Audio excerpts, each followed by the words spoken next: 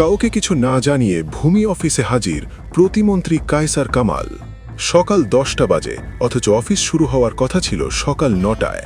কাউকে কিছু না জানিয়ে হঠাৎ নারায়ণগঞ্জের সিদ্ধিগঞ্জে একটি ভূমি অফিসে হাজির হন ভূমি প্রতিমন্ত্রী কায়সার কামাল। নির্ধারিত সময় সকাল 9টায় অফিস খোলার কথা থাকলেও গিয়ে তিনি দেখেন সম্পূর্ণ ভিন্ন চিত্র। সব কক্ষেই তালা ঝুলছে, নেই কোনো কর্মকর্তা বা কর্মচারীর উপস্থিতি। বাধ্য হয়ে অফিসের বারান্দায় অপেক্ষা করতে হয় তাকে। বুধবার সকাল 9টার দিকে সিদ্ধিগঞ্জ ইউনিয়নের 5 নম্বর ওয়ার্ডে অবস্থিত ওই ভূমি অফিসে আকস্মিক পরিদর্শনে গিয়ে এই পরিস্থিতির মুখোমুখি হন প্রতিমন্ত্রী। প্রায় আধ ঘন্টা পর এক ব্যক্তি এসে কার্যালয়ের তালা খুলে দেন।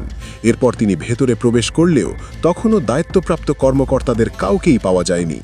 ঘটনাটিকে অত্যন্ত দুঃখজনক ও অনপ্রিত উল্লেখ করে প্রতিমন্ত্রী উপস্থিত সাংবাদিকদের বলেন, যারা রাষ্ট্রের অর্পিত দায়িত্বে অবহেলা করবেন এবং জনগণের সেবায় বিঘ্ন সৃষ্টি করবেন তাদের বিরুদ্ধে কঠোর প্রশাসনিক ব্যবস্থা নেওয়া হবে। মাঠ পর্যায়ে এমন উদাসীনতা সরকারের জনসেবামূলক কর্মকাণ্ডকে প্রশ্নের মুখে ফেলে বলেও মন্তব্য করেন তিনি আরও জানান, প্রধানমন্ত্রী তারেক রহমান দুর্নীতির বিরুদ্ধে জিরো টলারেন্স নীতির কথা ঘোষণা করেছেন। তৃণমূল পর্যায়ে জনগণের প্রাপ্য সেবা নিশ্চিত করতেই এ ধরনের আকস্মিক পরিদর্শন পরিচালনা করা হচ্ছে। অফিস কক্ষে অবস্থান নিয়ে সাংবাদিকদের তিনি বলেন, এটি র্যান্ডমভাবে নির্বাচিত একটি অফিস। সংশ্লিষ্ট কর্মকর্তারা উপস্থিত হলে তাদের নথিপত্র, সেবার মান এবং কতগুলো কাজ পেন্ডিং রয়েছে সব খতিয়ে দেখা হবে।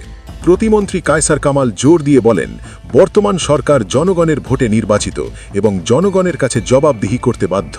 সরকারি দপ্তরে কোনো ধরনের অনিয়ম, দুর্নীতি বা দায়িত্বহীনতা বরদাস্ত করা হবে না।